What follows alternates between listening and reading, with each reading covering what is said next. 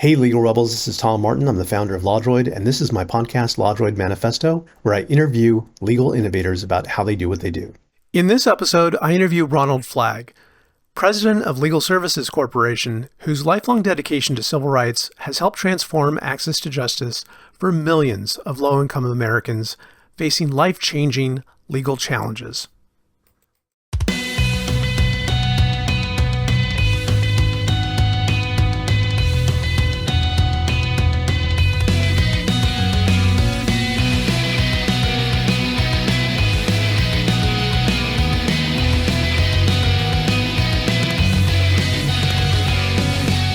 Welcome to the LawDroid Manifesto podcast. I'm Tom Martin, your host. I'm really excited today to have Ron Flagg on. He asked me not to call him Ronald, but Ron Flagg is the president of Legal Services Corporation. He had a long career of working in this space and working with Legal Services Corporation for many years as general counsel and making great strides in broadening the base of access to justice. And it's something that I greatly admire him for, and am very honored to have him on the show today. Ron, it's a pleasure to have you on. Thank you, Tom. It's great to be here. And as I think I just said to you off camera, it's particularly good to be here because I spent a lot of time talking about the justice gap, the difference between the legal needs of low and moderate income Americans and the resources available to meet those needs. But even before you get to that, there's a knowledge gap. Nobody knows about that. And so any opportunity such as this podcast to tell people about what we do is really appreciated. So thank you. Oh, my pleasure. And you're right. I mean, a lot of times we are in a bit of our own bubble and we kind of know what we know, and the friends that we have that are colleagues in this area community, they also know it. But the general public, the general American public at large, I don't think they understand the depth of this and how many people it impacts, and how for years you and others have been trying to make a difference in this space. Yeah, let me actually, point a finger at a source of this knowledge gap, and it's the TV show and its progeny, Law and Order. Everybody in America has watched, multiple episodes over the last 30 years of Law and Order, and in every single episode, at some point, somebody has read the Miranda warning that says you have a right to a lawyer, and one will be appointed if you can't afford one. So most people think, oh, okay, if I'm in danger of losing my house, my child, my veterans benefits, my disability payments, if I'm having troubles with FEMA after my home blew away in a hurricane, it's just like Law and Order. A lawyer will be appointed if I can't afford one. But in civil matters, as opposed to criminal matters, which is what Law and Order is about, you don't have an automatic right to a lawyer, and the only way you can get it generally is through legal aid. So we have a lot of work to do to correct that misperception. So the interesting thing is that for a lot of people, they don't realize that until it's actually something they're faced with themselves personally. And then they learn that the help isn't there that they might need. That's right. Maybe they're hit by a hurricane, a tornado, a flood, or the pandemic hits, and what seemed like a secure economic situation for them crumbles when both wage earners in the household lose their jobs, and then all of a sudden they go from being financially secure to being financially insecure, and unfortunately qualify for civil legal aid, and may not even know that it exists or where it can be located. And right now you're in Washington, D.C., is that right? Correct. A bit of a heat wave right now? It's upward close to 100, but it's hot throughout the country. And while I'm in Washington, D.C., the work that we fund is done throughout the country. This is not a we grant away 94% of the federal appropriation we get to legal aid programs in every zip code in America. What was the percentage of that? We get an appropriation from Congress, and we grant out 94% of it to 130 legal aid programs that serve every congressional district, every zip code in America. Wow, 94%. That's a pretty good return on investment there. Yeah, and if you sort of dig, that's what we as the funder, that's our percentage.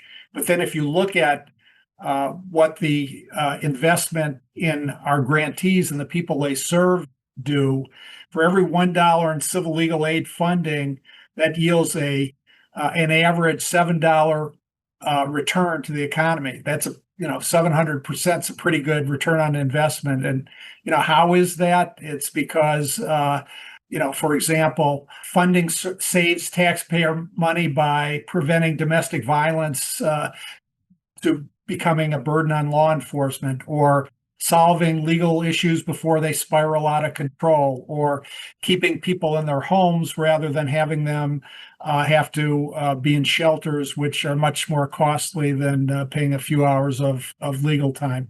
So that's why you see across the country, anytime a return on investment study is done, it always has a big return on investment for investment in civil legal aid. Absolutely. So you have the return on investment in terms of dollars, but also in terms of peace of mind. As you pointed out, these things come up for people in different ways, domestic violence or getting evicted or something like that. And whenever it's a legal problem, it's something that's a distraction, a waste of time, like it's taking you away from your normal life as someone who is in need of help. And so you're being able to help organizations that can help them avoid that is a huge boom to the public. And anybody who's done legal aid work, or maybe social work, or other work with particularly low-income people, nobody has just one problem. And let's take an eviction, for example.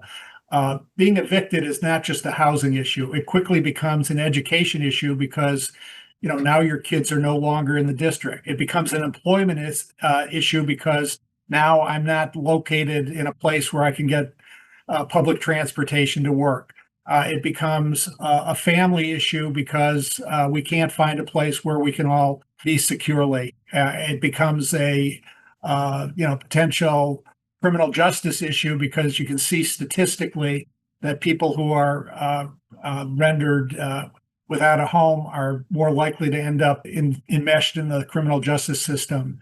It becomes a health issue, as we saw during COVID, when people who were, safer in their own homes have to cluster with other people, and associated with that is a statistically significant increase in the likelihood of health issues.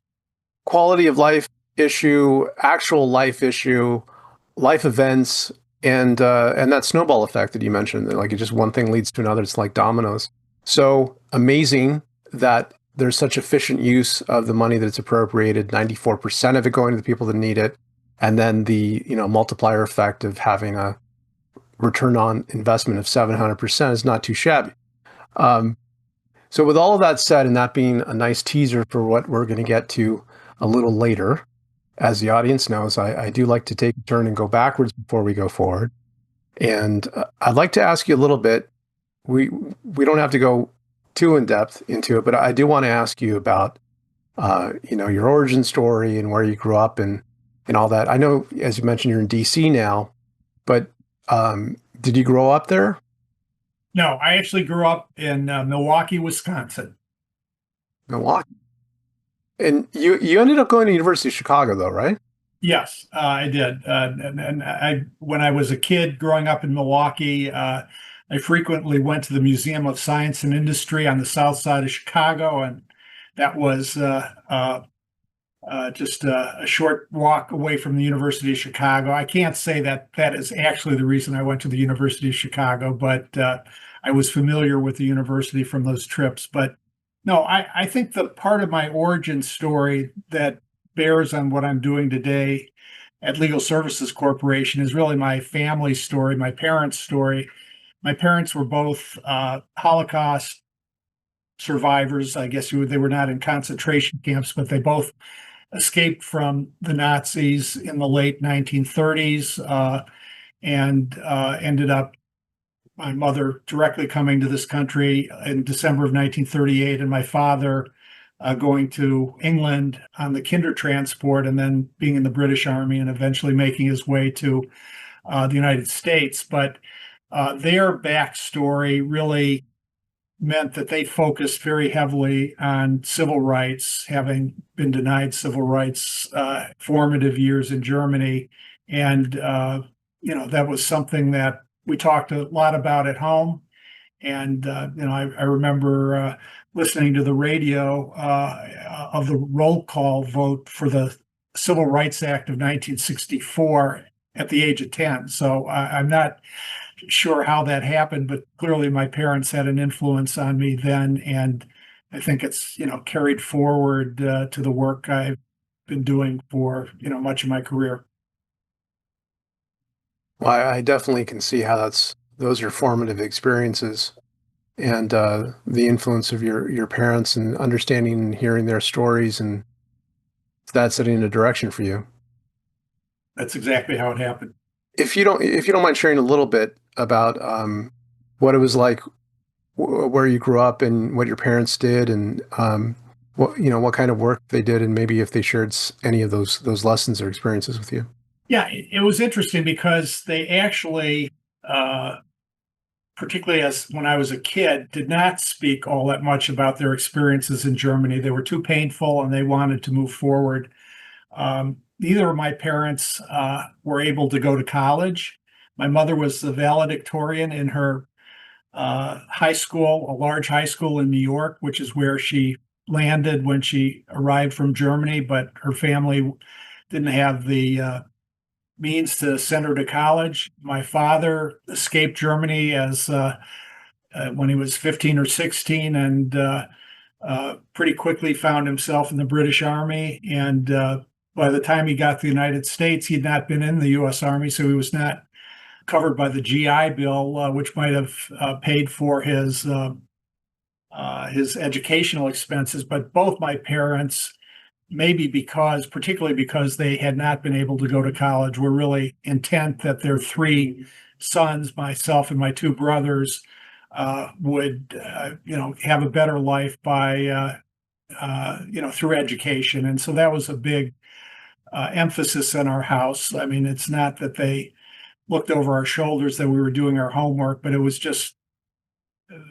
clear from the way they talked and, just their interest, their own intellectual curiosity, despite not having an advanced education, that that was something they thought was important to everybody, not just their family, but so getting a good education and, going to college and then doing something with whatever you learned and whatever advantages you've been given to, sort of pay back people who didn't have those advantages.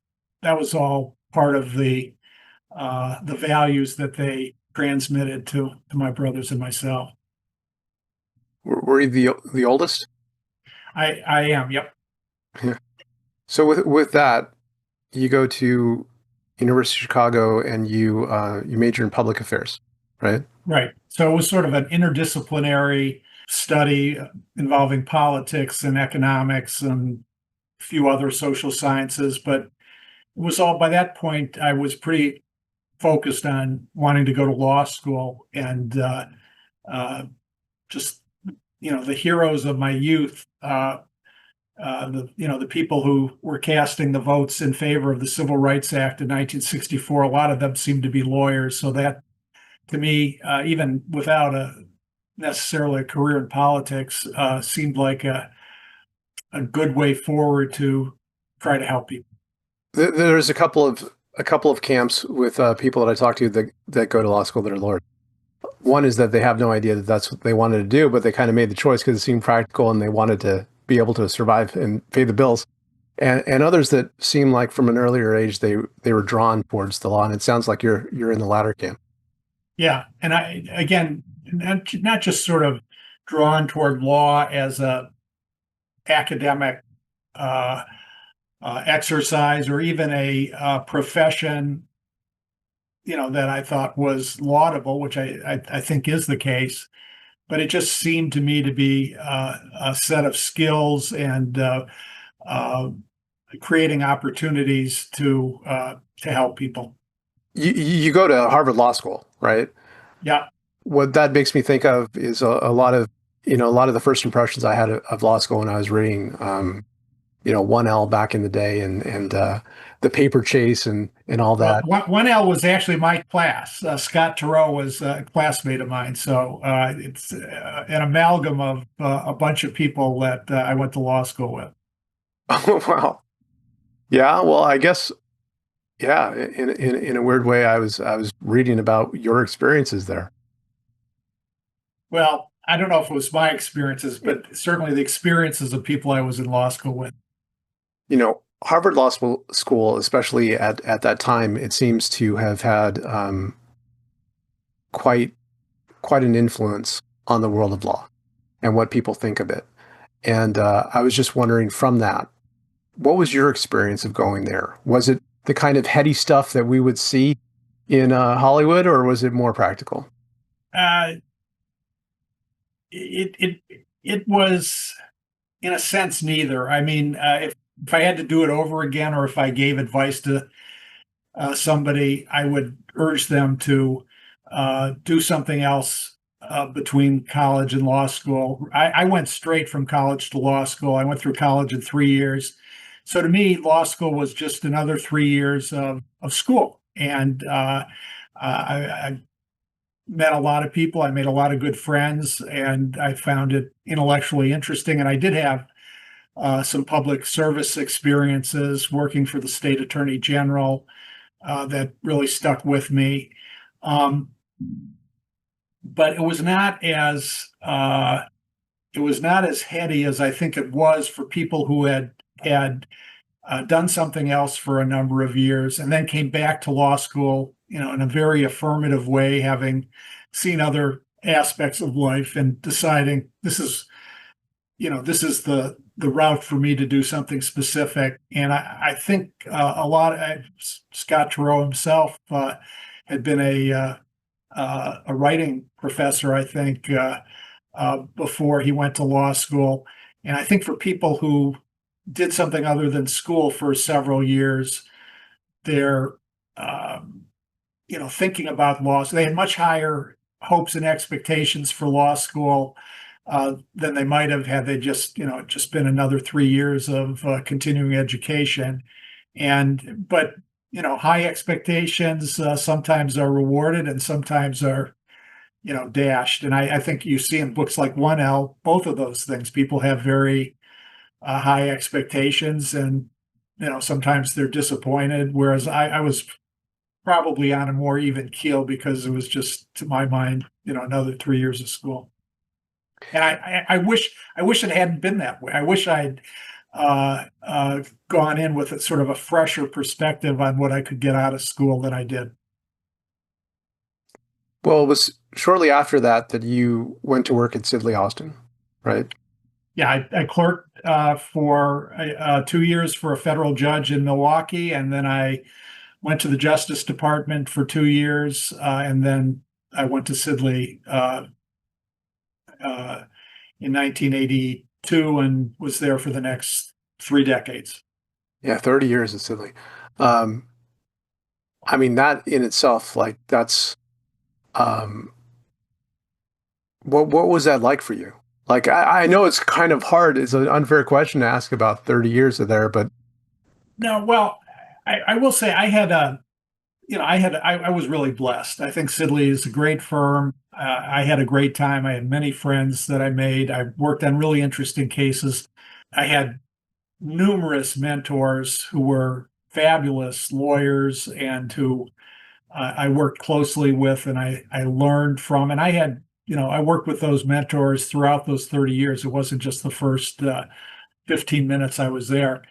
but the other aspect of it that was really, uh, fortunate and a blessing was early on, I started doing a lot of pro bono work, and the firm encouraged that. And I pretty quickly found myself first as chair of the pro bono committee in Washington, D.C., and then shortly after that, I became firm-wide chair of the firm-wide pro bono committee. And for a firm of over 1,000, close to 2,000 lawyers, that's a lot of resources um, to galvanize across the country and the world for the cause of good. And the firm was very supportive of pro bono work, and be able to do both my own cases, but also have a hand in thinking strategically how to promote pro bono work at Sidley was tremendously exciting and rewarding work. And, it's not something that many people in private practice get an opportunity to do. And it sounds like a fertile work, soil and working ground to prepare yourself for LSC, where you became general counsel. Yes, definitely. I mean, I worked with so many thoughtful, brilliant, kind people at Sidley that, as well as encountering many leaders in the of the legal aid community and the public service community. So it gave me a lot of different experiences that have been useful to me since I joined LSC 12 years ago. Well, let's talk about LSC. Um, I I know that probably most people that are watching this are not familiar with it, and it's my sincere hope that as a consequence of this, more people will become aware of it because I didn't know of it, frankly, decade or two ago, um, but over the past decade, for me, become aware of it and its crucial role in American society. And let's start with the basics. Um, what is LSC? Well, that's a great question. So, LSC is the single largest funder of civil legal aid. What is civil legal aid? Let me, uh,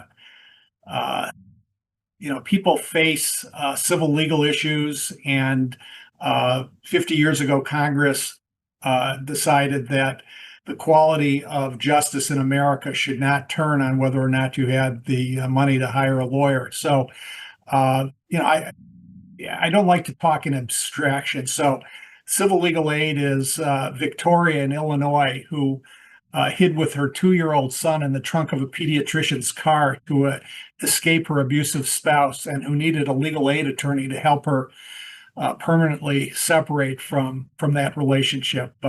Civil legal aid is Larry, a Navy veteran in Louisiana who would have lost his house. Well, he did lose his house in a, a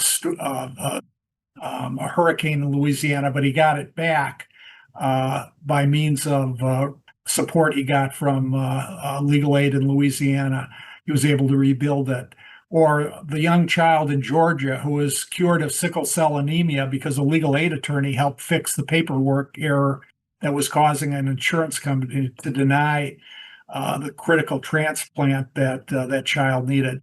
So that's what civil legal aid does. It helps uh, hardworking Americans to get the help they need to navigate either the court system or the administrative bureaucracy that they would otherwise have to face without civil legal aid. And LSC, Legal Services Corporation, is a funder. So we're not the ones helping Victoria or Larry or that child in Georgia directly, but we're funding the programs throughout the country, 130 of them that are providing those services. We're the largest funder to do that. On average, the programs we fund get 40% of their funding from us. It obviously varies. In some places, it's as low as, say, 18% of their funding. In other places, it's as much as 80% of their funding. But that's what we do, is we fund legal aid so people like uh, Larry and Victoria and others in similar circumstances can get the help they need. And that's amazing, much needed, you know, assistance. And I love the fact that you bring up those individual stories because it really drives home concrete, life experiences that people are having that a lot of us can relate to or know someone who's been affected that way. Um, l- but let me ask you some more simple questions because I know that some of these things still, to people that might be hearing it, they don't necessarily understand. Like, for example, what is legal aid? Legal aid is help given to people with legal problems, and the help can come from a lawyer or a paralegal or other staff person, or it could come at times from uh, a self-help tool, for example, that in the more sophisticated version of it would be sort of like TurboTax. You know, uh, what's your name? My name's Ron. Good morning, Ron. What's your problem? My landlord has kicked me out, and will guide you through an interview.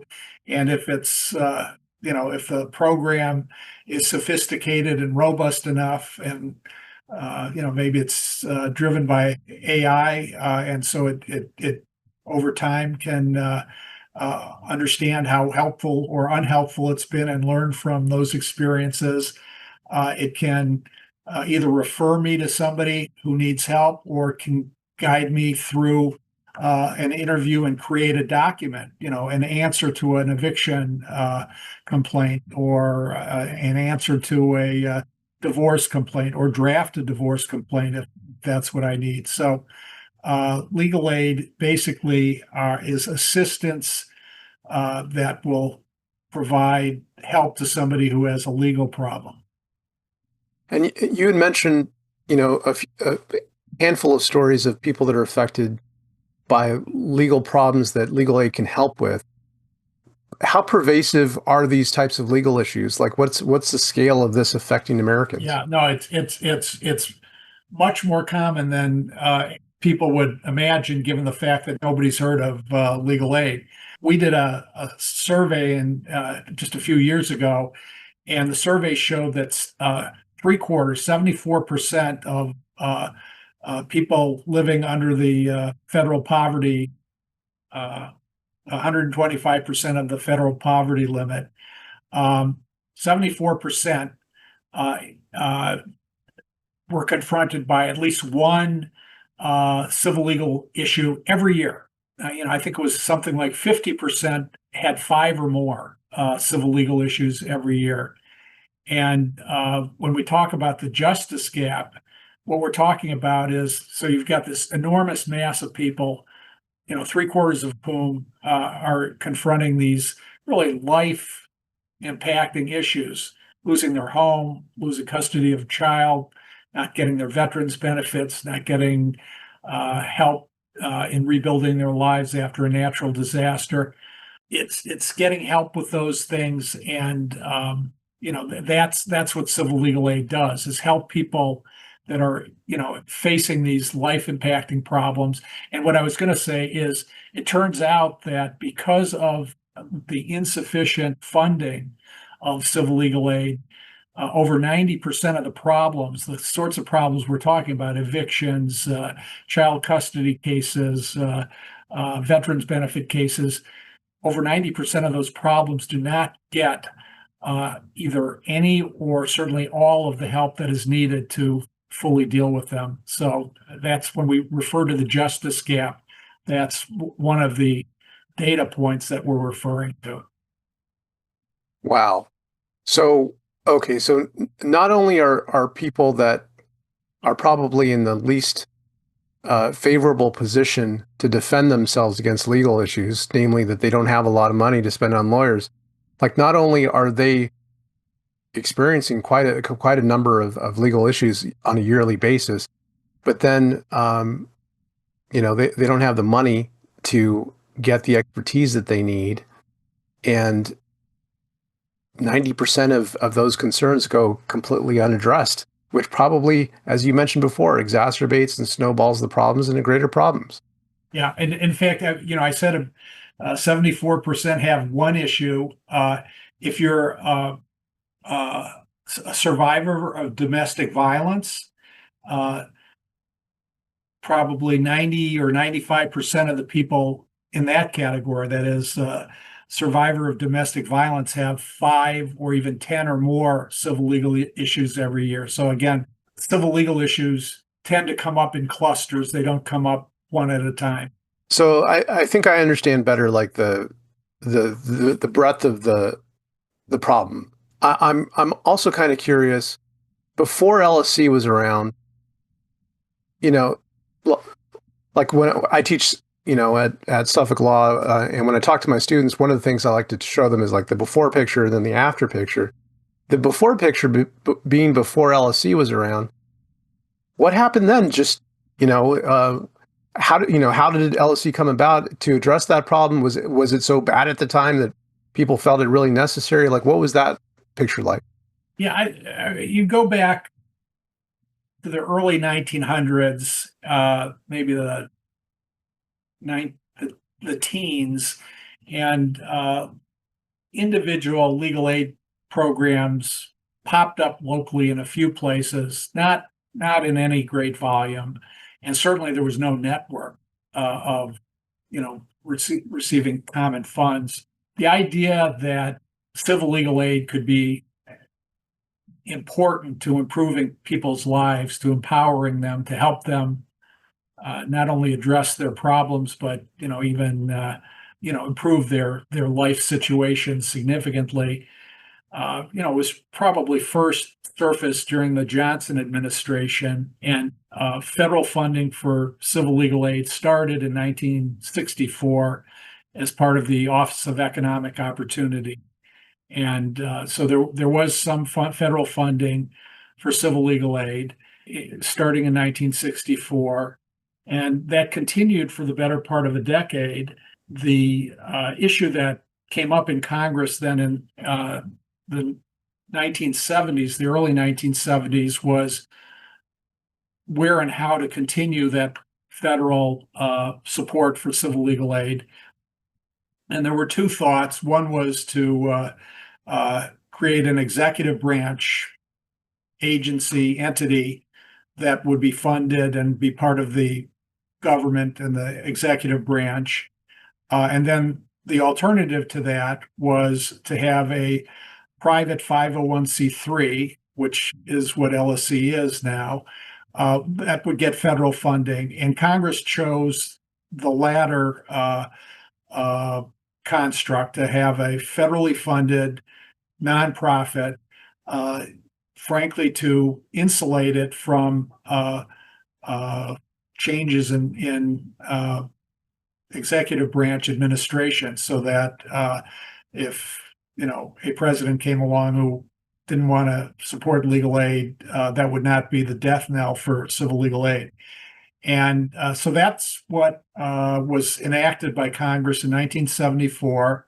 It was signed by Richard Nixon, so signed by a Republican president. It was possibly President Nixon's the last bill he signed. If it wasn't the last, it was nearly the last.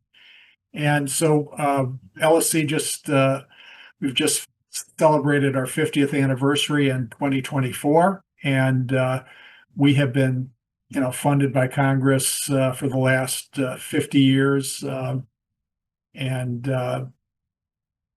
that's how, in a nutshell, we came into being. Well, one thing I want to bring to the audience's attention that I think you've mentioned elsewhere. I was at the LSC's ITC conference in January, and I think you may have mentioned it then. But the current the budget that you have does not fully address the need that I think you pointed out that if you were to actually budget for what the need is, it would be something like between 5 to 10 times what the current budget is. Yeah, I mean, so again, we have a lot of data on the justice gap. So in addition to the 92% number I mentioned, the percentage of problems that don't get the assistance they need to be solved, are the programs we fund turn away half the people who make it to their door. And of course, that's only a small percentage of the people who actually have problems. There are a lot of people who have problems that don't understand they have a legal problem. They get a notice of a lawsuit from a creditor that says, you owe $2,000 in credit card debt, and they view it as a financial problem, not realizing that the $2,000 number may be wrong, that there may be a defect in the way it was filed, that they may have legal defenses to it. Um, you know, uh, so that people don't understand necessarily that they have legal problems. They don't know what legal aid is. They may be afraid of lawyers. So half the people who make it to our grantee's door get turned away.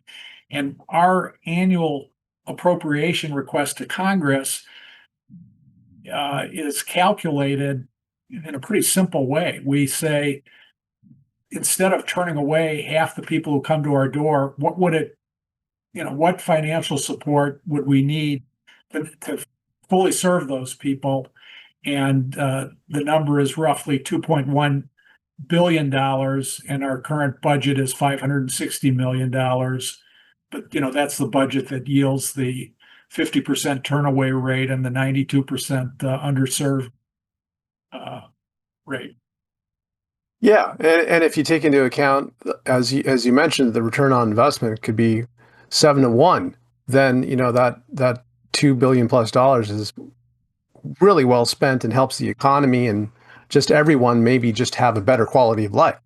No, you've said help the economy, and that may be counterintuitive, but that's exactly right. I mean, if you keep somebody in their home, and as a result, they're able to keep their job, and their kids are able to stay in school, and their health is improved.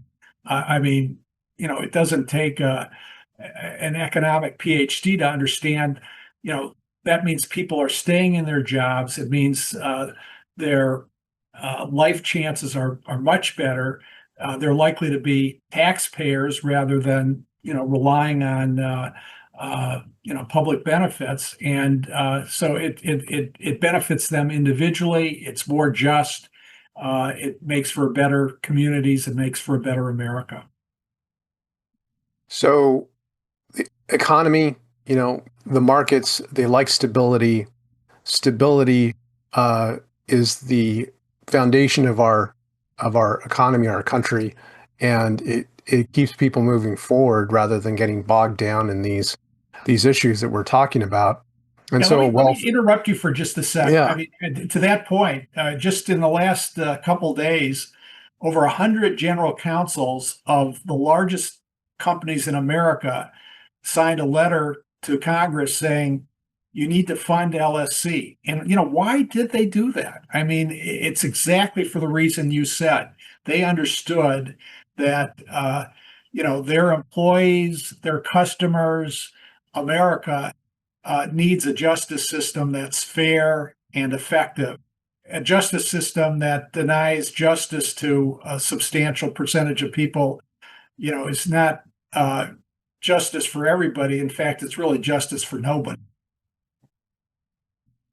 agreed. And beyond the social justice aspect of it, just economically, I think my personal belief is that that's why this country's been so successful and so wealthy in that stability that we have had in place that has been quite unique around the world to have such peace and prosperity is because of the rule of law, and it's because of these ways of supporting each other that prevents us from being distracted with things that we could prevent. And with all of that, I just wanted to ask you, like, because the big news item that that came out and that you brought to everyone's attention um, is that there's a potential budget cut of, I think, almost the entirety of any appropriation for LSC. Well, that's right. The administration submitted its budget at the end of May, and for domestic spending, and proposed to eliminate LSC. I included a few dollars for us to mop up things and close down operations. And I'll say a couple things. One, it would have, if it were enacted, it would have devastating effect. I mean, again, I prefer to talk about people by name, but let me give you some of the numbers. I talked about Victoria from Illinois and survivor of domestic violence. Cutting out LSC funding would deprive over 200,000 survivors of domestic violence help. I talked about Larry in Louisiana. 44,000 veterans like Larry would not be able to get legal aid if LSC funding were cut. I talked about that child in Georgia who was cured of sickle cell anemia. More than 1 million children would be denied civil legal aid if LSC's funding were cut. Seniors, about 300,000 seniors would be denied the assistance they need in civil legal matters if our budget was cut. Now, the good news is in all of this that we have historically had strong bipartisan support. We have both Republicans and Democrats who support LSC. And when the first Trump administration in 4 consecutive years proposed to eliminate LSC, which they did in 2017, 18, 19, and 20, Congress did not go along with it and actually increased LSC's budget in 2 out of the 4 years and left it stable for the other 2 years. So I think we're working to make sure that people in Congress, our supporters, are heard, and that everybody in Congress understands that their work is constituent services. That's what our work is. That is what the work of our grantees is. It's core constituent services. In fact, when members of Congress get calls from somebody saying, "Oh my gosh, my house was taken away in a flood, and I have issues with FEMA and I don't know how to fill out the forms," what they do is they refer their constituents to legal aid to help with that. If people have issues with domestic violence or child custody, people call their members of Congress for almost any issue that arises in their life. They have on their Rolodex, the legal aid programs in their district or their state. So, we view ourselves as, really partners in providing core constituent services, and we're hopeful that Congress will recognize it, will recognize the return on investment, which we've been talking about, and as a result of those things, will continue to fund us. Absolutely, that's my hope too. That you know, in a way, you do make those senators and representatives look good because you provide the services that underlie what they promised that they could do. But people that are experiencing poverty are not one political stripe or another. It affects all of us, and to be able to support each other in that way is a critical function. I think it would be a travesty for everyone, regardless of politics, if LSC were not to be funded. And I hope that it, as you pointed out, remains a supported bipartisan. I do want to ask you though, like if we were to think of the alternative, what would that look like? How would things work if there weren't funding? Because as you mentioned, it's over, I think 130 legal aid organizations are funded through LSC. What would those very same politicians be looking at? Well, I think what you'd see across the country are the numbers of people who wouldn't be served, but it would be the impact would would differ across jurisdictions. There are jurisdictions like Alabama and Arizona, which provide no state support for civil legal aid. And, the legal aid programs that are funded by LSC in those states, are getting 70 or 80% of their funding from LSC. Uh, you don't have to be a business guru to understand that if you lose 70% of your revenues, you're in serious danger of going out of business. And so, where today there is help for people, we have a court system that was designed by lawyers on the assumption that people would have lawyers in using the system. If LSC is eliminated, the people who today get legal aid will be, using a system with both hands tied behind their back and blindfolded. And, there's a reason, as a result of that phenomenon, about 37 state Supreme Court Chief Justices wrote a letter to Congress urging robust funding for civil legal aid. 40 bipartisan state attorneys general wrote a letter to Congress urging that LSC be funded. You can't get 40 state attorneys general to agree that the sun rises in the east. So we view that support both from the chief justices and from the state attorneys general as further evidence of the importance of civil legal aid. And on the flip side, the enormous damage that would be done to the justice system if that assistance was not available. So for people that are listening to this, and maybe it's the first time that they understand what's going on when it comes to legal aid and people, needing this type of help and how many people it affects, and it could be their very neighbors.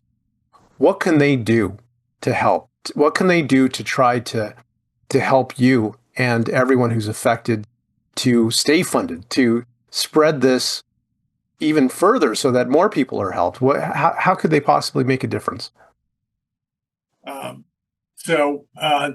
I'll just state what the facts are. The budget is ultimately decided by Congress, and individual members of Congress will vote on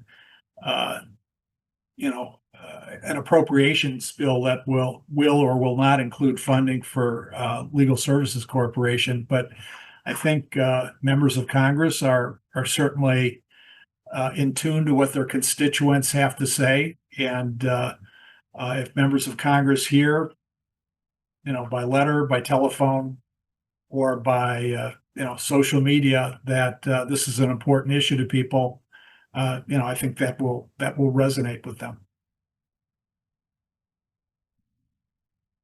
Well, let me turn now to a couple of questions that I ask all of my guests. The first one has to do with, there's obviously a lot going on. There's a lot of concerns that you're dealing with in terms of funding, in terms of helping people, and 130 different legal aid organizations that rely on LSC.